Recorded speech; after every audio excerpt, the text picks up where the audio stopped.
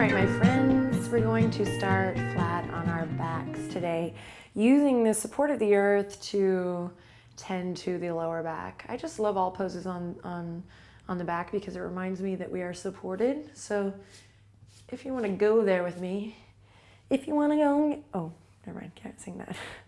Explicit lyrics. If you want to go there with me, you can just kind of take a deep breath in and already just feel relief from the idea that we are supported by the mat, by the earth, by this moment.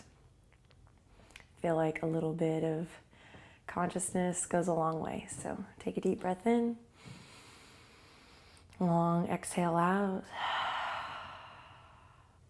Then slowly we're going to wrap the arms around the shins. Might interlace the fingertips here. And nice and slow, we'll let the knees come in towards the heart. So if the lower back is already starting to talk to you, you have a couple options. Palms can come to the knees. This is great. Or again, we can interlace.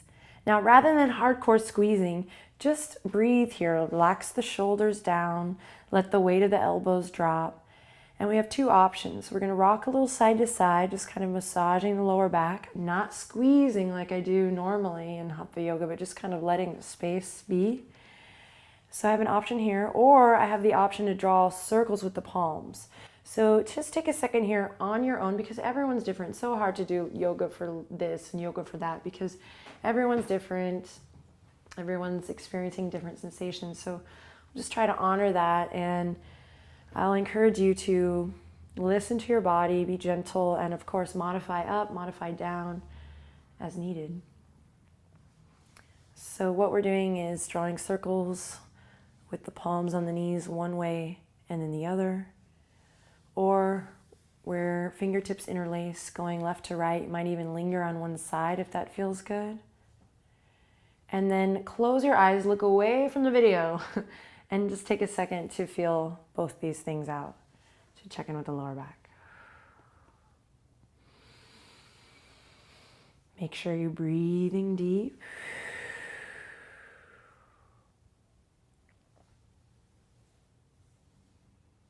Awesome. Then when you feel satisfied, slowly we'll release the soles of the feet to the mat, and we'll inhale, reach the fingertips all the way up and overhead. Nice and easy. We're going to just rock the pelvis here. So I'm going to rock the pelvis so that the lower back becomes kind of a rainbow over my mat. So if I wanted, I could slip my hand underneath there. And then I'm just going to rock the pelvis here. Get sassy. So nice and easy. We can bend the elbows as I tuck the pelvis. And then exhale, tailbone down. Navel stretches long, belly stretches long. And then we switch.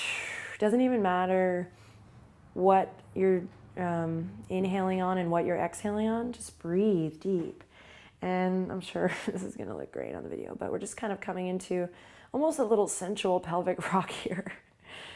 But it's awesome because we're massaging the top of the buttocks here, and we're just loosening up, finding a little soothing movement for that lower back. Staying grounded to the soles of the feet. Just do a couple more. Stretching the belly long as the lower back lifts up. And then maybe drawing the navel down as we lengthen through the tailbone, lower back flush with the mat. Do a couple more on your own.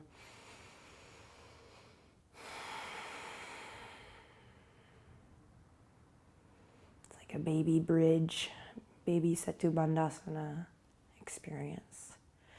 Cool. When you feel satisfied with that, I got a little zen out there. When you feel satisfied, we're going to lift the knees back up, and we're going to cross the ankles. And we have an option here. If you're really tending to lower back relief, skip this. Rock to one side and come sit up. If your lower back feels tight and you feel like this might be good, join me in a little rock and roll up. So I'm going to grab the outer edges of the feet. I'm going to begin to rock a little front to back. If it feels like that's yummy, do it a couple times. Massaging the spine. Remember, it's all connected. This is a great way to just kind of relieve tension and stretch and soothe the spine. Now, if you're a little more sensitive today, again, we're all different, approaching this different, then just skip that move and come to cross-legged position, which is where we will all meet. I have a blanket here, conveniently, I'm going to lift my hips up on. You can use a towel or blanket or nothing at all as we come to cross-legged and bring the palms to the knees here. Nice and easy breezy. We inhale, press the palms into the knees, extend through the crown of the head, lift your heart, chest open. Then on an exhale, chin to chest, navel draws back towards the spine. We come into what I call Mr. Burns pose here, rounding forward. Breathe, breathe into the back. And then inhale, extend, tagging a little weight in the elbows here, open the chest, the heart. And exhale, same thing, chin to chest, rounding forward. Go ahead and catch the weight in the palms. And take a couple breaths here. Stretching the skin of the back. The breath can be so healing, so take some nice, long, smooth, deep breaths here.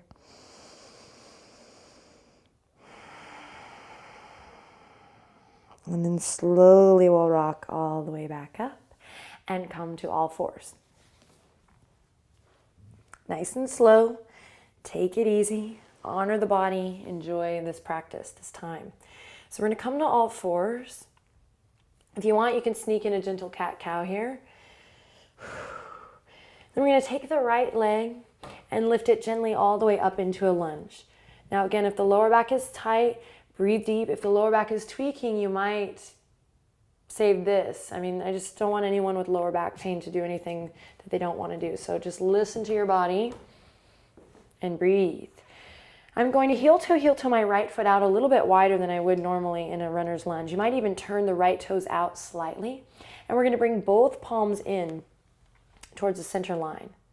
Now I'm going to curl my left toes under, walk my left knee back, and slowly sink into the hip. So what I'm doing is, this might seem a little counterintuitive, but I'm stretching the front of that left hip crease, the psoas here that wraps literally from here to here, which often causes some crap in the lower back. So we're finding a nice opening in the front of that hip crease. We have the palms here to support us. If you want, if you have a block or a book, and this is just too much for you, you can lift the earth up to you, baby. Yeah. Or fingertips is always good. Now breathe. Finding what feels good. Again, we're focusing on deep breaths and opening the front of that left hip crease, the psoas. If it feels right, you might lift that knee for a pulse or two. But if we're super tight, then that might not be an option, and you might stay up nice and lifted. Couple more breaths here. Smile, relax the skin of the face. We got this. Then to come out, we'll come onto the fingertips. Send the sit bones back for a little stability as we walk that right heel in. And then we're just going to take it for a nice little counter pose here. Right heel stays in the earth as we relax the weight of the head over, pulling the right hip crease back. This doesn't have to be a deep stretch, guys. In fact, if we're tending to the lower back, we should keep it nice and spacious, nice and easy. So one breath here with the weight of the head over. Remember, it's all connected. Cool. Then we'll rock back onto that right foot, come to all fours, and nice and easy, gingerly switch to the other side. Cool. So I'm going to heel toe the left foot out now. Both palms come in towards the center line. Take it nice and slow, find integrity. And then I will curl the right toes under, walk that right knee back, and check out what it's like on the other side. So again, I'm focusing on the psoas muscle, or we can just kind of bring your awareness to the front of that right hip crease. Stretching it nice and long, using the breath to breathe here. You might lift that back knee. Again, as we said before, we might lift the earth to us. If it's really tight, that might be why your lower back is hurting. So opening up through the front body a little bit to provide relief and space for the lower back. Ding. Okay, one more nice, long, smooth, deep breath here. And then we come out. Nice and easy, lifting the sit bones back. Walk the left heel in towards the center line and release over. Again, we're not sinking all the way back. This isn't power yoga. We're just checking in. So keep a nice, spacious vibe going on here. Weight of the head comes over. We breathe. And then we roll through the left foot.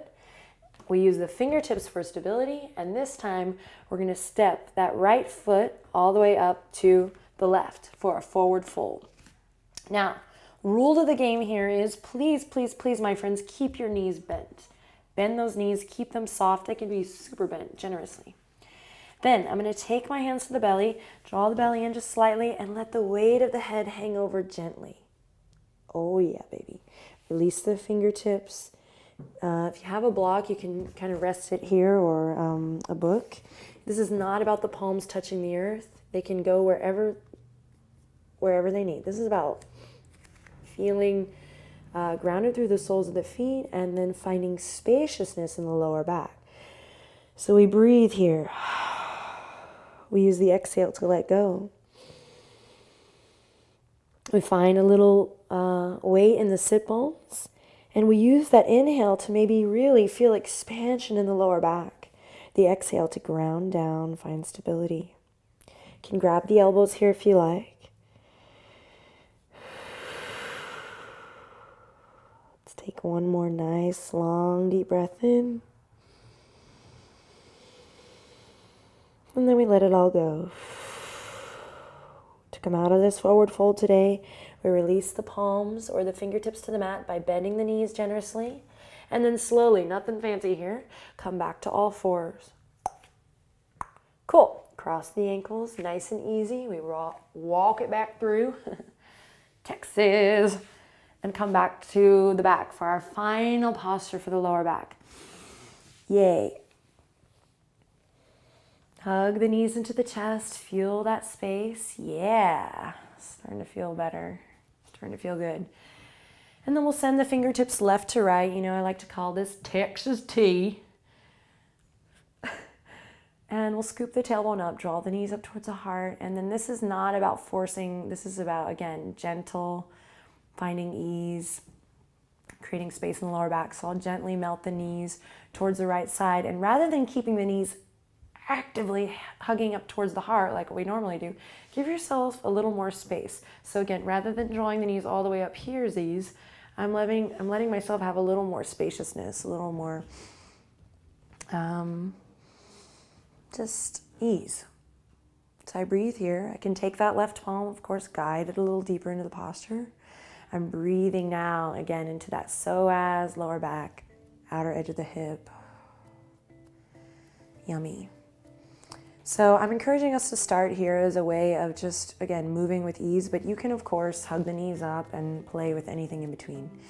A couple more breaths here. You might turn to rock onto the right ear. And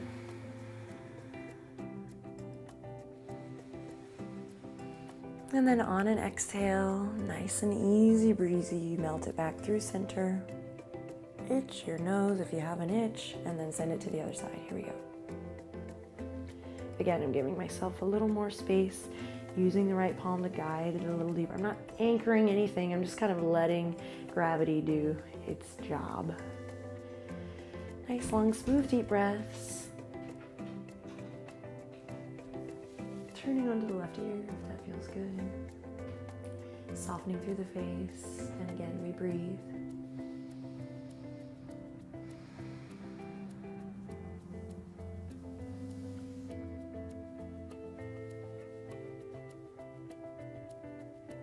Cool. Gently making your way back to center. You can end with a nice flat back, full on body stretch, or, so ask yourself what feels better, open, or we'll turn over onto our bellies and come into a child's pose. Belly comes to the top of the thighs as we release here. This is so great for lower back. You can do this in your bed, find a little gentle rock.